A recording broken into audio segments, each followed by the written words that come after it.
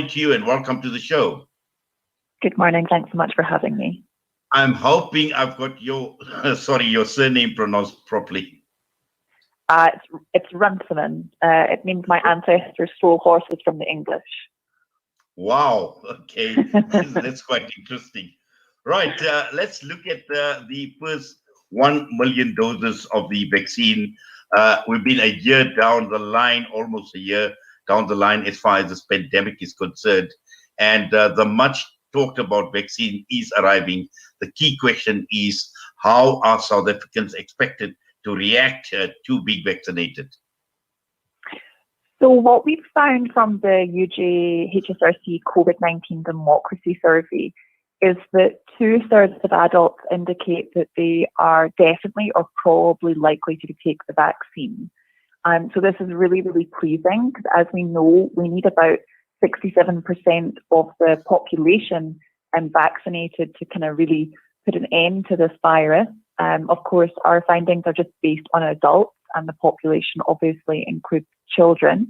But it shows that the majority of adults in South Africa are actually willing to take the vaccine. And really the pressure is on just to make sure that those adults get the vaccine. Yes. Now, key issues here is the questions, Professor, surrounding the vaccine. And I'm sure there have been many, many questions that have been raised before acceptance of this vaccine. Yeah, absolutely. So although 2/3 say that they will take the vaccine, that's still a third who are either saying that they don't know or they're not sure if they will take the vaccine, or saying that they definitely won't. And for those who are currently vaccine hesitant, what we did find was the most common reasons for this hesitancy were concerns about side effects, concerns about the testing, the speed at which the vaccine has been developed, and also people just wanting more information about the vaccine. So I think what this demonstrates is that for those that are currently saying they're vaccine hesitant, that their reasons are largely, very legitimate and rational concerns, and highlights that good public health education on the vaccine could go some way in turning those who are currently unsure or saying that they won't take the vaccine into people that possibly will take the vaccine. What we did find was that conspiracy theories, although there's been a lot of focus on these, made up a very small proportion of the reasons that people gave for not wanting to take a vaccine. So I say it does highlight that people's concerns about the vaccine are legitimate, and we just need good public health education to help address some of those concerns. Also, Professor, in your study, obviously the sample size is extremely important, and you need to have quite a broad participation for a study of this nature. So it basically covers, people from all backgrounds in terms of race, in terms of age, education, and the like as well. Are you satisfied that the sample size is sufficient for the study and to obviously and ultimately in terms of the findings and the conclusions that have been reached with a study of this nature? So this has been an online survey, and the survey ran from the 29th of December to the 6th of January. And over 30,000 people participated in that survey. And of those 30,000, just over 10,000 fully completed the survey questionnaire. So we're basing our analysis off of those who fully completed the questionnaire.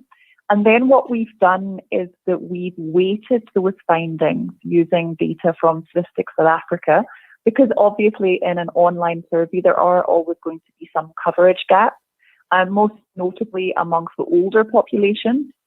But once we weight those findings, what we're able to do is to say that they are broadly representative of the population at large. So given the large sample size, over 10,000 participants, we are fairly confident that this does represent broadly the population's views on the vaccine. Also, Professor, when one looks at the case for taking the vaccine, or even, as you mentioned, the conspiracy theories, the key question here would be how informed is the public as far as vaccinations go? What level of education have they got? How much information is available to them so that they can make a decision, and a decision that they can be happy with, and a decision that they could live with? So what we find from the survey is that the majority of people do feel that they are informed about coronavirus. We didn't ask a question about their information about the COVID-19 vaccine. But when we do think about education, one of the surprising findings from the survey is that those with less than matric education were the most likely to want to take the vaccine. So 72% of those with less than matric education were willing to take the vaccine. And that compared with only 59% for those with a tertiary education. So this goes a little against your expectations. You would expect maybe those with more education to be more positive towards the vaccine. But again, I think what this just highlights is the information gap for some people, as that did come through strongly, especially for those who say they don't know if they'll take the vaccine. Really, many of them just want more information so they can take an informed decision about their health. And as I say, I think that makes a lot of sense, that people do want more information. And in terms of getting that more information, I think government has to take the lead in providing that. But I think also there's a broad scope for civil society involvement, or religious institutions, that they can all play a role in helping get factual information out there on the vaccine.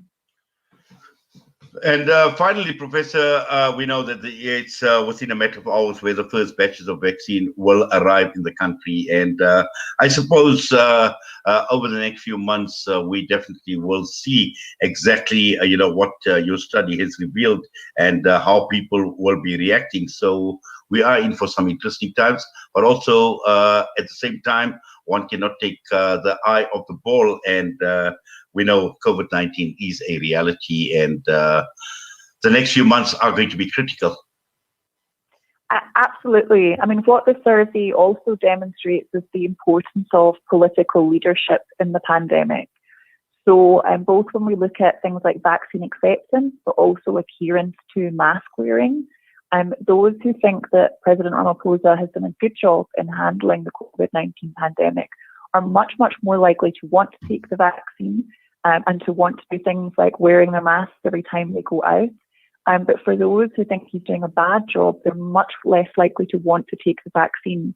So only about a third of those who think President Ramaphosa is doing a bad job want to take the vaccine. And similarly, those who think he's doing a bad job are less likely to wear their masks every time they go out. So it highlights the importance of political leadership during the pandemic, and the influence that this has on the decisions that people take around their health and on safety measures under the pandemic. Well, Professor Carin Runciman, thank you very much for that and for your time with us this morning. We do appreciate it. We wish you all the best, and please take care. Thank you very much. That was Professor Carin Runciman, Director of University of Johannesburg Center for Social Change this morning. South Africa getting its first 1 million doses of vaccine this morning. The key question is, do you want to be vaccinated or don't you want to be vaccinated? The time is just headed for the news. We'll be back a lot more to talk about when we get back. Breaking stereotypes, moving boundaries, joining hands. Salam Media.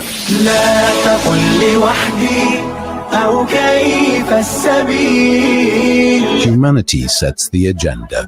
To receive the double jab 3 weeks after health minister